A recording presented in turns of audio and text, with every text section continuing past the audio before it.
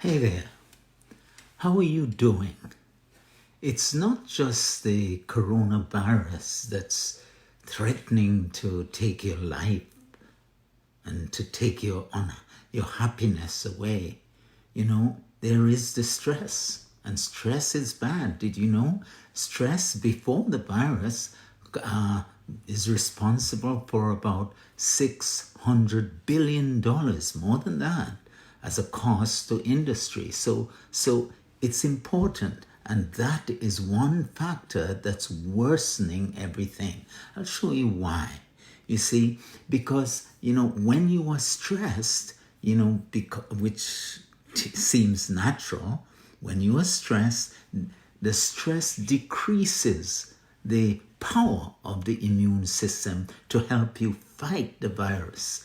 And the stress is associated with worry, with unhappiness, with a sort of pessimistic view of life.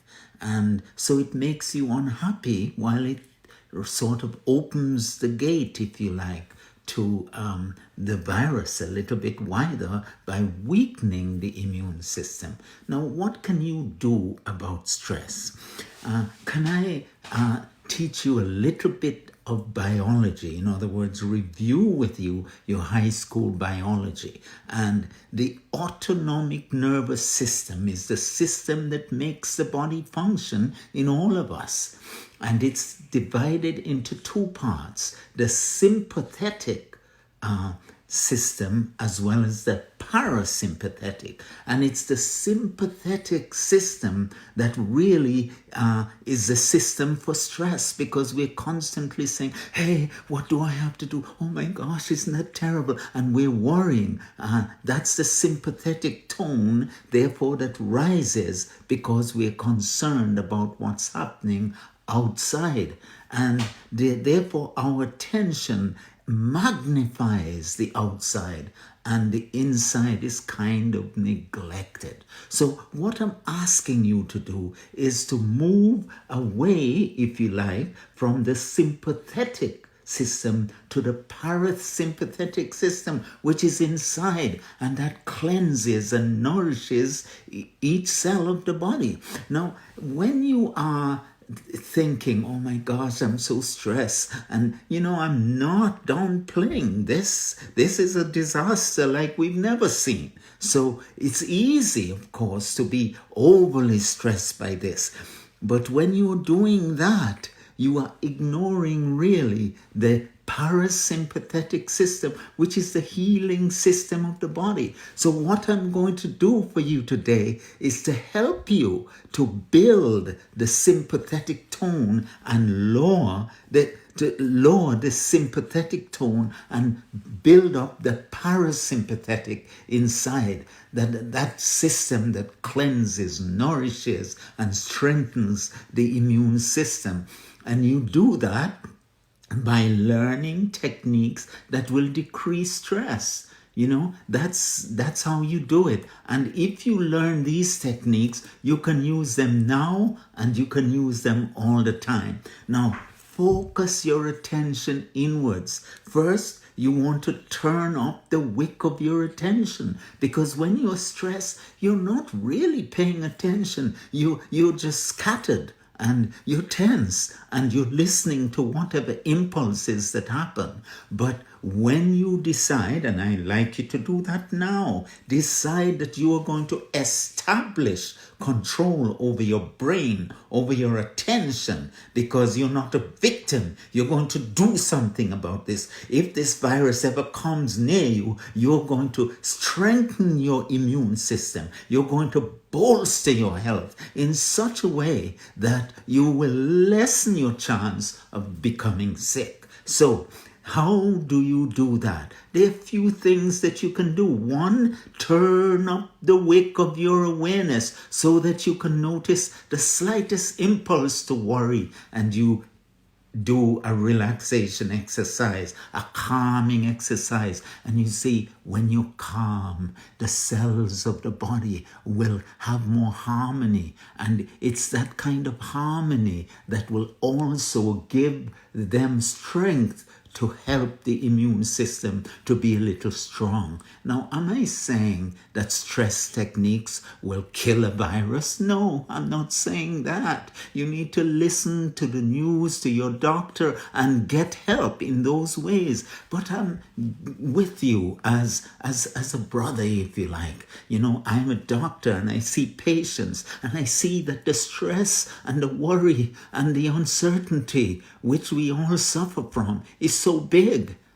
And so what I'm asking you to do is to look inwards, turn up the wick of your awareness and focus inwards and begin to do two things. Here's one thing you can do to lower the sympathetic tone and raise the vagal tone, if you like, the inner tone of the body, so that it will be more vigorous and you'll stand a better chance of decreasing what we call the pro-inflammatory elements or cytokines in the body, which sort of weakens the body and tend to move the body more towards disease. And you know, it is as if we have no choice. That's what I'm hearing. But I'm telling you, you have some choice. There are things that you can do. You can bolster your immune system. And here's a physiological technique several times during the day as you survey the body and put that detection awareness going around your body. When you feel any tension, tense. See? Like that, tense your body. Take a deep breath in through your nose and then relax and imagine the tension draining out of your body. And imagination is such a gift, because if you keep imagining it, somehow it will become real. You will trigger a kind of chemistry in the body. So that's what I would advise you to do. One thing like that is very important for you to tense, take a deep breath, and as much as possible throughout the day with the uncertainty. And I feel it too, you know, you can't plan as much. Your life is so limited. You don't know what would happen.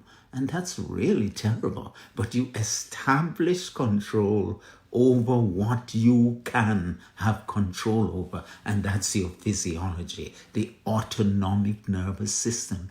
You know that the autonomic nervous system goes on by itself. But you can take a deep breath and tense and take over the autonomic nervous system, and thereafter continue to breathe gently. And remember, as you breathe, extend the out breath and you inject more oxygen, more kind of cellular harmony, and you will lower your chances of coming down with disease.